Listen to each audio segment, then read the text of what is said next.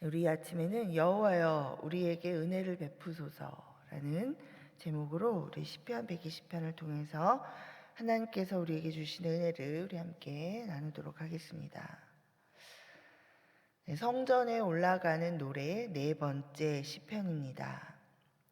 이 성전 하나님의 성전에 올라가는 이 순례자의 기도 한 편이기도 하고 또 성전을 향해 올라간다. 네, 우리 또 하나님의 나라에서 살아가면서 또 영원한 하나님의 집, 우리를 위해 마련하신 그 처소를 향해서 우리 천성을 향해서 인생길을 걸어가는 순례자인 또 우리의 기도의 한 편이기도 합니다.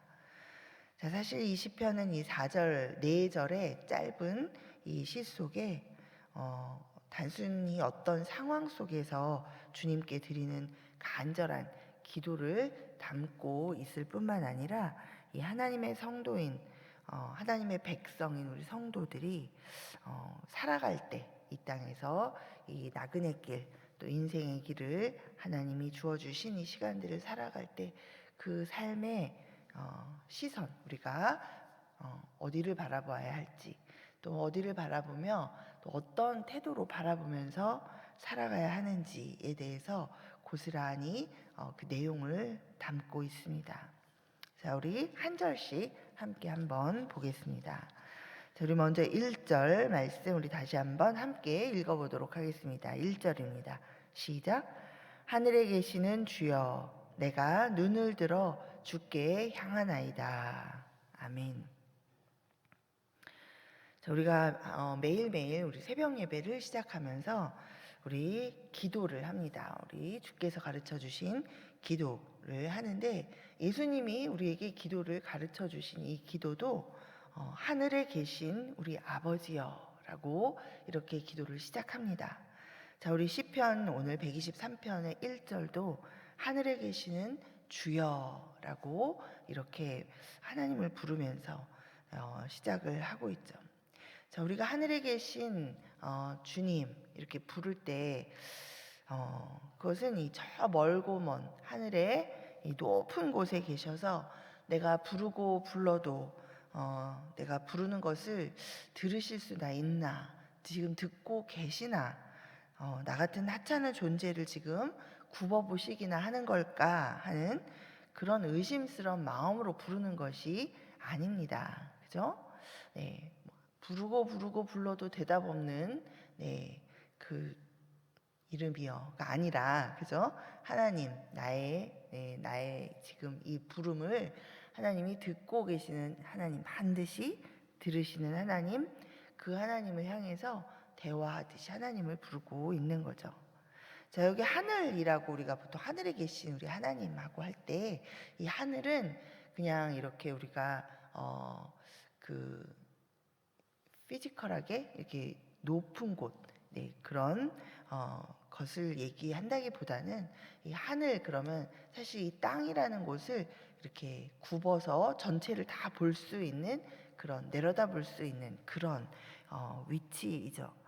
자, 또 하늘은 그 위치적으로 땅을 다 굽어서 곳곳을 살펴볼 수 있는 그런 곳이기도 하고, 또 그곳에 계신 하나님이시라고 우리가 부르는 것은 바로 이 땅을 다스리시는 하나님의 통치 그리고 주권을 의미합니다.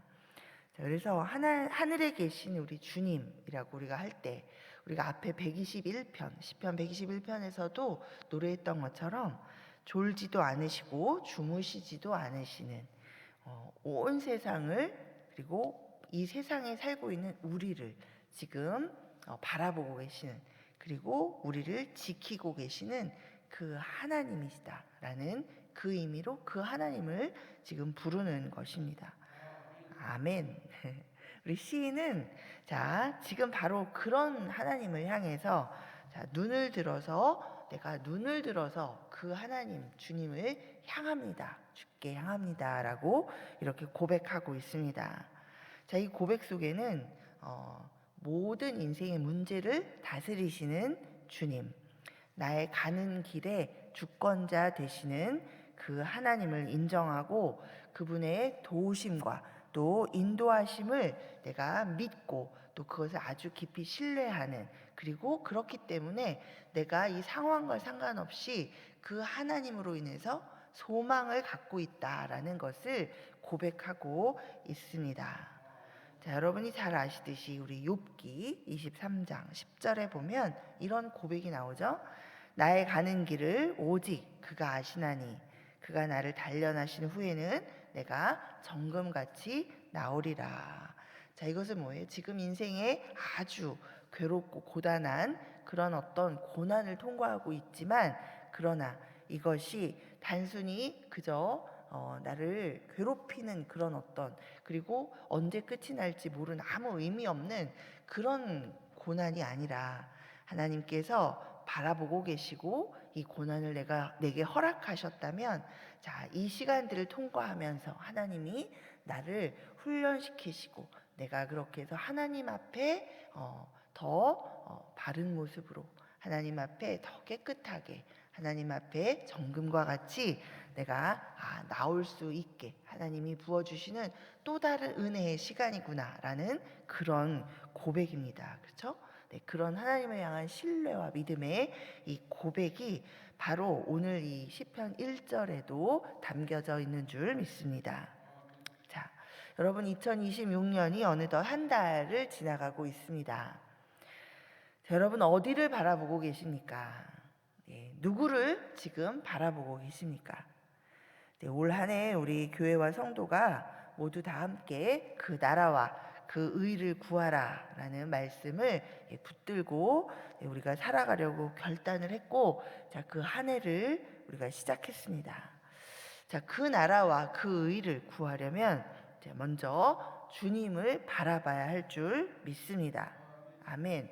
이런저런 문제들에 이미 마음을 막 빼앗겨서 내 시선이 어느새 하나님을 향하지 않고 그냥 또다시 내 발을 묶고 있는 이런 어떤 인생의 문제들에 이렇게 내 마음의 눈이, 나의 모든 생각의 눈이 머물고 있다면, 여러분 이 시간 다시 눈을 들어서 시선을 방향을 돌려서 하나님을 바라보시기를 소망합니다. 아멘. 자, 우리 2절을 함께 또 한번 읽어보겠습니다. 2절입니다. 시작. 상전의 손을 바라보는 종들의 눈같이, 여주인의 손을 바라보는 여종의 눈같이 우리의 눈이 여호와 우리 하나님을 바라보며 우리에게 은혜를 베풀어 주시기를 기다리나이다. 아멘. 자, 바라보긴 바라보는데 어떻게 바라보는가? 여러분 시선에도 여러 가지 종류가 있습니다. 그렇죠? 바라보는데 아무런 기대도 없이 관심도 없이 그냥 바라보는 그런 시선도 있고, 또는 불신이 가득한 눈으로 정말 그럴까 하는 의심과 불신으로 바라보는 눈초리도 있고, 또 분노와 그다음에 미움 섞인 원망과 또 불평이 가득한 그런 눈으로 우리가 바라볼 수도 있습니다. 그렇죠? 자, 그런데 시인은 어떻게 바라보는 걸 얘기하고 있는지 여기 지금 2절에 잘 나와 있습니다. 자, 우리가 주님을 바라보는 이 시선의 태도에 대해서 이 시인은 주인과 종의 관계를 비유해서 아주 구체적으로 표현하고 있습니다. 자, 이 고대 사회에서 이 종들은 상전의 손이 어떻게 움직이는지 그것을 아주 예민하게 살펴야 했다고 합니다. 당시에 이 종은 사람으로 취급되지 않고 물건으로 이렇게 취급이 되었죠. 그래서 주인이 종에게 뭔가 물건을 일을 시킬 때 이 말로 하지 않고 이 손으로 이렇게 지시를 했다고 하죠. 그리고 또 특별히 이 종이 주인의 얼굴을, 주인의 눈을 이렇게 잘 쳐다볼 수 없었다고 합니다. 그래서 이 주인이 늘 종에게 직접 말하기보다는 손으로 이렇게 손짓으로 일을 주로 지시했기 때문에 늘 이 종은 주인의 손이 어디를 향하는가를 계속 바라보면서 그 손가락이 가리키는 것에 따라서 즉시 부지런히 그렇게 움직여야 했지요. 자, 그런 종과 주인 그 모습을 지금 시인이 이야기하면서 그렇게 상전의 손을 바라보는 그런 종들의 눈같이, 여주인의 손을 바라보는 여종의 눈같이 우리의 눈이 우리 여호와를, 우리 하나님을 바라봅니다라고 이렇게 이야기하고 있습니다. 자, 이것은 다른 어떤 존재가 아니라 오직 하나님만을 바라보면서 하나님이 뭐라고 말씀하시는지 하나님의 인도하심을 바라보면서 하나님이 또 이야기하실 때를 기다리면서 인내하면서 간절하게 바라본다라는 그런 의미입니다. 자, 그리고 또 주인이 손짓 하나만 해도 즉각 바로 부지런히 움직였던 그런 종의 모습처럼 내가 간절히 하나님의 그런 지시하심을 기다리고 있다가 하나님이 말씀하시면 내가 바로 즉각 그 일을 순종한다라는 그런 마음으로, 그런 간절함으로, 그런 낮아진 겸손함으로, 그리고 하나님을 절대적으로 믿고 하나님께 즉각 순종하려는 그런 마음으로 주님을 바라보고 주님을 의지하며 살아가겠다 하는 그러한 시선인 줄 믿습니다. 아멘. 자, 우리 올 한 해 우리도 우리 어느 때보다도 더 간절함과 더 순종하고자 하는 마음으로 우리 주님을 바라보면서 주님만 의지하면서 살아가게 되기를 간절히 소망합니다. 아멘. 자, 그런데 간절한 눈으로 주님을 바라보면서 무엇을 여러분 구하시겠습니까? 돈을 구하시겠습니까? 얼마를 구하면 우리가 충분할까요? 네. 자, 또 건강을 여러분 구하시겠습니까? 구해야죠. 그렇지만 우리가 이 병에 걸려서 건강을 구했는데 이 병에서는 노임을 받았는데 또 다른 병에 걸릴 수도 있지요. 그죠? 네. 사실 결국은 우리 이 한시적인 시간은 때가 되면 하나님의 때가 되면 종료해야 되는 시간입니다. 그 시간에 우리가 구할 것이 많이 있고 또 우리가 하나님이 우리의 필요를 구하도록 허락하셨지만 사실 뭐라 그랬어요? 주님이 우리가 구하지 않아도 우리의 필요를 다 아시는, 우리를 사랑하시는 아버지 되심을 믿어라라고 예수님께서 우리에게 말씀해 주셨습니다. 우리 어제 주일날 우리 주일 예배 설교도 우리 그 이야기를 계속해서 우리가 들었죠.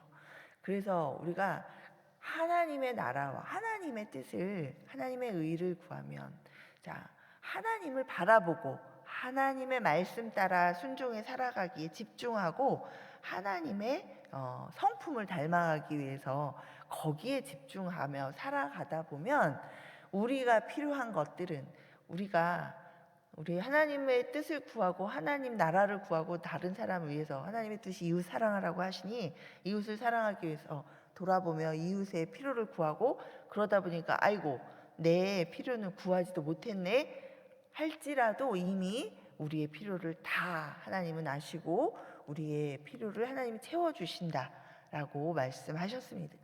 여러분 믿습니까? 아멘. 아멘. 자, 그래서 우리가 돈이나 건강이나 어떤 나의 문제 해결을 위해서 하나님 앞에 늘 기도의 모든 시간을 그것만을 구하는데 쓰는 것이 아니라 이 모든 것을 주시는 하나님 자체를 우리가 간절하게 구하는 것이 지혜인 줄 믿습니다. 아멘. 자, 그래서 우리가 구해야 할 것은 오직 하나님의 은혜인 줄 믿습니다. 아멘. 자, 우리 3절, 4절 한번 읽겠습니다. 우리 3절과 4절 한번 함께 읽겠습니다. 시작. 여호와여 우리에게 은혜를 베푸시고 또 은혜를 베푸소서. 심한 멸시가 우리에게 넘치나이다. 안일한 자의 조소와 교만한 자의 멸시가 우리 영혼에 넘치나이다. 아멘. 자, 시인이 우리라고 표현한 것을 보면 여기 자기 자신뿐만 아니라 이스라엘 공동체가 당한 상황을 지금 이야기하고 있는 것으로 보여집니다. 자, 여기 4절에 안일한 자, 이렇게 표현한 이 히브리어 원어의 이 문자적인 뜻은 부유한 자라고 합니다. 자, 이 부유한 자. 근데 이 흔히 그 뜻을 가진 이 단어는 교만해서 다른 사람을 돌아볼 마음을 전혀 갖지 않는 사람을 또 뜻할 때도 이 단어를 사용합니다. 자, 그리고 여기 또 안일한 자, 교만한 자라고 또 이야기하고 있는데, 이 교만한 자는 자, 어때요? 사회 공동체 안에서 힘없는 그런 약자들의 권리를 무시하는 사람들, 결국은 하나님의 권위마저도 무시하는 사람들을 가리킵니다. 자, 여러분, 우리 뭐 가정에서든 또 다른 우리 사람들과의 관계에서도, 자, 내가 자꾸 말을 뭐라고 얘기를 했는데 그 말을 자꾸 딴 얘기를 하면서 이렇게 내 말에 대한 대답을 하지 않고 동문서답을 계속한다든가, 아니면 내 말에 대해서 의미를 계속 거절하면서 거부하면서 다른 의견을 낸다든가, 뭐 이런 상황이 계속 지속되다 보면 어떤 마음이 여러분 드십니까? 우리 이런 상황에서 우리가 뭐라고 주로 얘기하죠? 아, 이 사람이 나를 무시하네 라는 그런 표현을 하죠. 그런 생각을 하게 되죠. 자, 여러분, 마찬가지로 우리가 하나님이 말씀을 이렇게 하셨는데 이 성경 말씀에 있는 대로 따라 살지 않으면 이거는 지속적으로 하나님을 무시하는 게 되는 거죠. 하나님의 권위를 무시하는, 그게 바로 교만한 자입니다. 네, 우리는 우리 스스로 별로 교만하다고 생각을 안 하는데, 네, 우리가 하나님 앞에서 하나님의 말씀을 대로 살지 않고 자꾸 내 맘대로 살아가고 하는 것, 그것 자체가 우리 하나님을 무시하는 것이죠. 자, 이런 이 상황, 근데 이 시인이 지금 처한 상황이 별로 좋은 상황이 아니죠. 이런 안일한 자, 교만한 자들이 조소하고 멸시하는데, 이 조소와 멸시가 너무나 심해서 이제는 참고 참았는데 그 인내가 한계에 다다랐을 정도다라고 지금 호소하고 있는 그런 상황입니다. 자, 여러분, 주님의 길을 우리가 따라가다 보면 이런 안일한 자와 또 이런 교만한 자의 조소와 멸시, 이런 일들을 우리도 당해서 그런 인내 한계에 이를 때가 있습니다. 자, 우리 성경에서도 보면 그런 사건, 이런 상황에 처했던 하나님의 사람들의 이야기들을 우리가 여러 찾아볼 수 있습니다. 자, 몇 가지 떠오르는 사건을 한번 보면, 여러분, 사울 왕 시대의 이스라엘 군대와 하나님을 모욕한 블레셋 장군 골리앗과 다윗의 사건이 떠오르죠. 자, 그때 블레셋 이방 민족의 장군이었던 골리앗이 이스라엘 민족을 모욕하고 무시하고 조소하고 모욕할 뿐만 아니라 그것은 바로 하나님을 모욕한 것이다라고 다윗이 이야기하죠. 자, 그때 이 위협적이고 이 어려운 이런 문제에 시선을 두고 두려워하지 않았습니다. 다윗은 바로 시선을 들어서 하나님을 바라봤습니다. 자, 하늘에 계신 주를 바라보고, 자, 자기가 목자로서 양떼를 지킬 때 사자와 곰과 같은 그런 맹수에게서도 건져내신 그 하나님께서, 자, 그 오늘도 은혜로 우리를 건져 주실 것이다라는 그 하나님을 의지하면서 하나님 나라와 의를 구하면서 나아갔죠. 하나님의 이 백성들, 하나님의 이 군대를 하나님이 보호하시고 지키신다라는 것을 신뢰하면서 그렇게 나아갔습니다. 자, 결과는 어때요? 이겼죠. 하나님의 은혜였습니다. 여러분, 아무리 물맷돌을 가지고 이 돌을 잘 던져도 한 번 던진 돌이 그 커다란 장수의 이 이마에 박혀서 죽음에 이르게까지 한다라는 것은 이거는 하나님의 전적인 은혜인 줄 믿습니다. 아멘. 자, 그때 보면 오직 다윗은 하나님의 은혜를 구하며 나아갔고, 사울 왕도 그때는 여호와께서 너와 함께 계시기를 원하노라, 이렇게 하나님의 은혜를 또 구하죠. 자, 역대하 20장에 보면 거기도 이 모압과 암몬 자손이 이제 유다를 막 치러 오는 그런 사건이 있습니다. 그때 유다 왕이었던 여호사밧 왕이 자, 하나님 앞에 나아가서 백성들도 모두 다 금식하도록 하고 자기도 금식하며 하나님 앞에 나아가서 자, 하나님의 은혜를 구했죠. 그때 막 모여가지고 회의를 하고 우리가 이것을 다른 어떤 힘센 다른 나라의 의지를 할 것인가, 막 이런 외교적으로 풀 것인가, 이렇게 접근하지 않고 하나님을 바라보면서 하나님 앞에 하나님의 은혜를 구했습니다. 자, 또 느헤미야가 이제 돌아와서 성벽을 건축할 때, 그때 느헤미야서에 보면 거기에 있던 그 사마리아 총독이었던 산발랏과 그 다음에 암몬 사람, 이방 민족 암몬 사람 도비아가 이 성벽 재건하는 것을 굉장히 방해하면서 이 이스라엘 백성들을 막 조소하고 비난하고 조롱하고 멸시했습니다. 자, 그때 같이 말로 싸우거나 뭔가 하지 않고 대적하지 않고 느헤미야가 하늘을 향해서 하나님께 하나님이여 들으시옵소서, 우리가 업신여김을 지금 당합니다. 하나님 우리를 보호하여 주십시오라고 이렇게 하나님의 은혜를 구하면서 나아가고 있는 것을 우리가 볼 수 있습니다. 자, 여러분, 우리도 주님을 따르면서 주의 길을 갈 때 조소와 멸시를 당합니다. 질병에 걸리면 교회 다니는 사람이 왜 그런 병에 걸렸냐, 하나님 믿어도 다 소용없다, 뭐 이렇게 조소하고 멸시하기도 합니다. 또 우리가 직장 문제, 가정 문제, 이런저런 다양한 문제를 만날 때 우리 마음과 생각 속으로 사탄이 은밀히 찾아와서 우리를 조소하면서 우리에게 속삭입니다.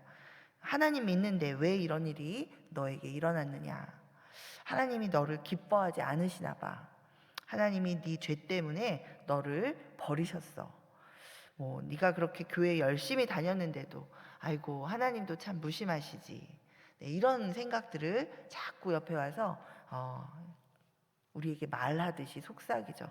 여러분, 죄악의 결과로 병든 세상을 살아가면서 우리가 겪는 이 환난과 고난이 마치 하나님이 우리를 미워하시거나 우리를 버리셨다라고 이렇게 생각하도록 만드는 이 배후에는 이 사탄의 미혹이 있다라는 것을 여러분 반드시 기억하셔야 됩니다. 이런 사탄의 거짓말에 미혹돼서는 안 되겠습니다. 자, 하나님께서는 십자가의 예수와 그분의 부활을 통해서 우리를 향한 하나님의 끊을 수 없는 사랑을 우리에게 확증해 주셨습니다. 우리가 먼저 하나님을 찾고 하나님을 사랑한 것이 아니라 우리가 죄인 되었을 때 우리를 이미 사랑하셔서 우리에게 독생자 아들을 우리에게 주시고, 또 그 아들이 우리를 대신해서 죄의 형벌인 죽음을 우리를 대신해서 십자가에서 죽으사 우리를 영원한 죽음에서 자유롭게 우리를 살려주신 그 하나님의 사랑, 그 하나님의 은혜, 그 하나님의 사랑이 오늘도 우리와 함께 하고 계신 줄 여러분 믿으시기 바랍니다. 아멘. 그러니 여러분, 어떤 상황 속에서도 하나님의 사랑과 신실하심을 믿고 의지하면서 오직 하나님만, 하나님의 은혜만을 여러분이 구하시며 나아가시기를 간절히 소망합니다. 아멘. 네, 우리 말씀 맺겠습니다. 오늘 이 시편 123편은 예수님의 기도라고 우리가 볼 수도 있겠습니다. 자, 안일한 자의 조소와 교만한 자의 멸시가 우리 십자가를 지고 가시는 예수님을 둘러싸고 있었습니다. 그 멸시와 조소 속에서 십자가를 지신 예수님. 자, 우리 시편 123편에서 이 시인의 기도에 대한 하나님의 응답이 등장하지 않습니다. 그죠? 자, 마치 이것은 예수님이 십자가에서 나의 하나님 어찌하여 나를 버리셨나이까 이렇게 부르짖었던 그 예수님의 기도에 바로 응답이 없는 것 같이 예수님이 죽으셨습니다. 그래서 십자가 위에서 이 간절한 예수님의 기도에 아무런 응답이 주어지지 않는 것처럼 그렇게 장면이 보여집니다. 그러나 우리 신실하신 하나님께서는 이미 오래전부터 말씀하셨던 그 언약대로, 그 약속대로 사망 권세를 깨뜨리신 부활로 응답하신 줄 믿습니다. 아멘.